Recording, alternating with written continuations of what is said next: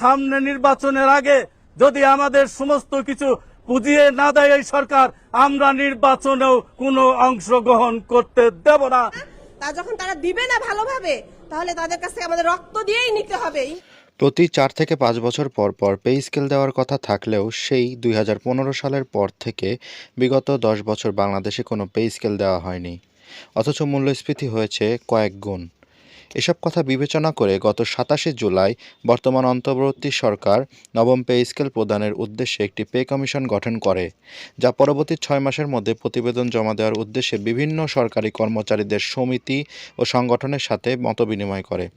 এর মধ্যে আমরা বিভিন্ন সংগঠনের বিভিন্ন ধরনের গ্রেড ও স্কেলের প্রস্তাব ও অনুপাত আমরা দেখেছি।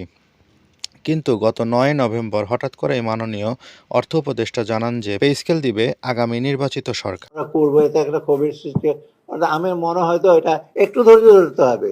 7-8 বছর কিছু হয় নাই, এখন হঠাৎ করে আমরা নিজেরা ইনিশিয়েটিভ নিলাম, তারপর একরকম দেবে, সেটা একটু সময় লাগছে না। আমি বলেছি যে আমাদের সময় এটা করতে পারবো কি না, এটা কিছুটা আনসার্টেনটি, কারণ এটা আবার এই 3টা রিপোর্ট দেখে ওটাকে আবার কি বলে রিকনসাইল করতে হবে। এরপর থেকে বিভিন্ন কর্মচারী মহলে ক্ষোভ ও আন্দোলনের সৃষ্টি হয়, এমনকি তারা পরবর্তী নির্বাচন বয়কটেরও হুমকি দেয়। আমরা বলতে চাই, এই পে কমিশন যদি জানুয়ারি মাসের মধ্যে বাস্তবায়ন না হয়, আমরা সামনে নির্বাচনের আগে যদি আমাদের সমস্ত কিছু বুঝিয়ে না দেয় এই সরকার, আমরা নির্বাচনেও কোনো অংশগ্রহণ করতে দেব না।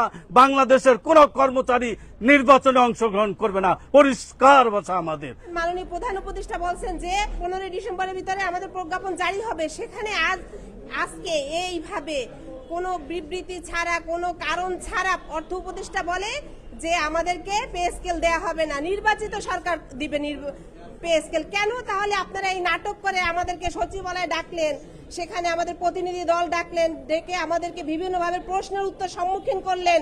কোনোভাবে এটা আমরা বরদাস্ত করব না।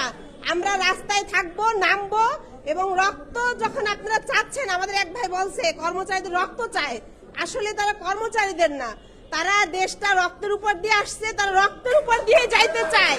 তা যখন তারা দিবে না ভালোভাবে, তাহলে তাদের কাছে আমাদের রক্ত দিয়েই নিতে হবে। ইনশাল্লাহ আমরা রাজপথে আসি, থাকবো।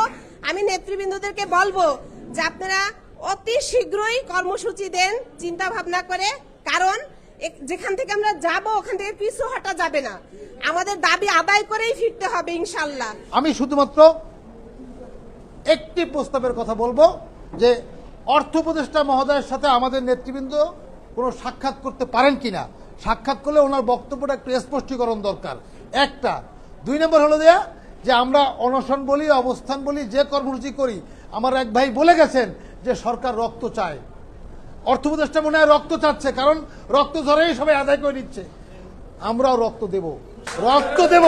কিভাবে? প্রয়োজনে আমরা অনশন কর্মসূচি দেব, ওইখানে আমাদের মেডিকেল সেক্টর লোকজন থাকবে, রক্ত ব্যাগ ভরে দেব, যমুনা দিয়ে আসবো, অর্থ উপদেষ্টা পয়সায় দিয়ে আসবো, রক্ত রস্ত ঢেলে দিয়ে আসবো।